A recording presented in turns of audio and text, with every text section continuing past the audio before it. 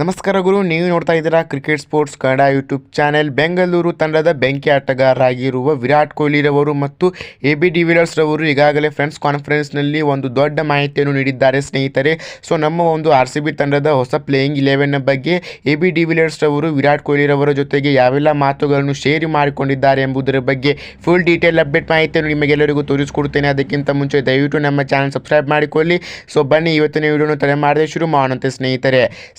First of all ಹೇಳುವುದಾದರೆ RCB ತಂಡದ ಪರವಾಗಿ AB ಡಿ ವಿಲಿಯರ್ಸ್ ಅವರು ಉತ್ತಮವಾದ ಪರ್ಫಾರ್ಮೆನ್ಸ್ ಅನ್ನು ಈಗಾಗಲೇ ಕಳೆದ 2 ರಿಂದ 3 ಸೀಸನ್ಗಳಲ್ಲಿ ತೋರಿಸಿದ್ದಾರೆ. ಅದರ ಜೊತೆಗೆ ಅವರು RCB ತಂಡಕ್ಕೆ ಕೂಡ ಕೈ ಬಿಟ್ಟಿದ್ದಾರೆ. ಆದರೆ 2024ರ ಒಂದು IPL ನಲ್ಲಿ ನೋಡುವುದಾದರೆ ನಮ್ಮ ಒಂದು RCB ತಂಡದ ಹೊಸ ಪ್ಲೇಯಿಂಗ್ 11 ತೆಗೆದುಕೊಂಡು AB ಡಿ ವಿಲಿಯರ್ಸ್ ಅವರು ಏನೆಂದು ಹೇಳಿದ್ದಾರೆ ಎಂದರೆ, ನಮ್ಮ ಒಂದು IPL ನಲ್ಲಿ ಯಾವುದೇ ರೀತಿಯಾದಂತಹ ಪರ್ಫಾರ್ಮೆನ್ಸ್ ಅನ್ನು RCB ತಂಡವು ಹೀನಾಯವಾದ ಪರ್ಫಾರ್ಮೆನ್ಸ್ ಅನ್ನು ತೋರಿಸಿಲ್ಲ. ಅದರಲ್ಲಿಯೂ ನಮ್ಮ ಒಂದು ಬೆಂಕಿ ಆಟಗಾರ ಆಗಿರುವ ವಿರಾಟ್ ಕೊಹ್ಲಿ ರವರು ಉತ್ತಮವಾದ ಪರ್ಫಾರ್ಮೆನ್ಸ್ ಅನ್ನು ಕಳೆದ ಎಲ್ಲ ಸೀಸನ್ಗಳಲ್ಲಿಯೂ ಕೂಡ IPL ನಲ್ಲಿ RCB ತಂಡದ ಪರವಾಗಿ ತೋರಿಸಿಕೊಂಡು ಬಂದಿದ್ದಾರೆ. ಅದರಲ್ಲಿಯೂ 2024ರ ಒಂದು IPL ನ 17ನೇ ಸೀಸನ್ ನಲ್ಲಿಯೂ ಕೂಡ ವಿರಾಟ್ ಕೊಹ್ಲಿ ಅವರ ತಕ್ಕಂತೆ RCB ತಂಡವು ಉತ್ತಮವಾದಂತಹ ಆಟಗಾರರನ್ನು ಈಗಾಗಲೇ IPL ಹರಾಜಿನಲ್ಲಿ ಪರ್ಚೇಸ್ ಮಾಡಿಕೊಂಡಿದ್ದಾರೆ.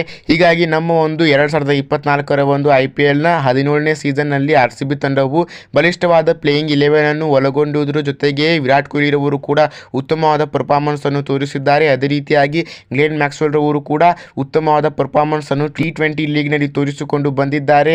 ಅದರ ಜೊತೆಗೆ ನಮ್ಮ ಒಂದು ಬೆಂಕಿ ಆಟಗಾರರಾಗಿರುವ ಮತ್ತು ಬೌಲಿಂಗ್ ಲೈನ್ಅಪ್ ನೋಡುವುದಾದರೆ ಮೊಹಮ್ಮದ್ ಸಿರಾಜ್ ರವರು ಕೂಡ ಉತ್ತಮವಾದ ಪರ್ಫಾರ್ಮೆನ್ಸ್ ಅನ್ನು ಟೆಸ್ಟ್ ಸೀರೀಸ್ ನಲ್ಲಿಯೂ ಕೂಡ ತೋರಿಸಿದ್ದಾರೆ. ಹೀಗಾಗಿ RCB ತಂಡವನ್ನು 2024ರ ಒಂದು IPL ನಲ್ಲಿ ಯಾವುದೇ ಒಂದು ತಂಡವು ಕೂಡ ಫೈನಲ್ಗೆ ಹೋಗಲು ಸಹಾಯ ಮಾಡುವುದಿಲ್ಲ ಎಂದು ಕೂಡ ಹೇಳಬಹುದು. ಹೀಗಾಗಿ RCB ತಂಡವು 2024ರ ಒಂದು IPL ನಲ್ಲಿ ಖಂಡಿತವಾಗಿಯೂ ಕಪ್ಪನ್ನು ತೆಗೆದುಕೊಳ್ಳುತ್ತದೆ ಎಂಬ ದೊಡ್ಡ ಮಾಹಿತಿಯನ್ನು ಫ್ರೆಂಡ್ಸ್ ಕಾನ್ಫರೆನ್ಸ್ನ ಮುಂದೆ ಈಗಾಗಲೇ AB ಡಿ ವಿಲಿಯರ್ಸ್ ಅವರು ಹೇಳಿದ್ದಾರೆ. ಸ್ನೇಹಿತರೆ, ಇದೇ ರೀತಿಯಾದಂತಹ ಮುಂತಾದ ಅಪ್ಡೇಟ್ ವಿಡಿಯೋಗಳಲ್ಲಿ ಸಿಗೋಣ. ಧನ್ಯವಾದಗಳು.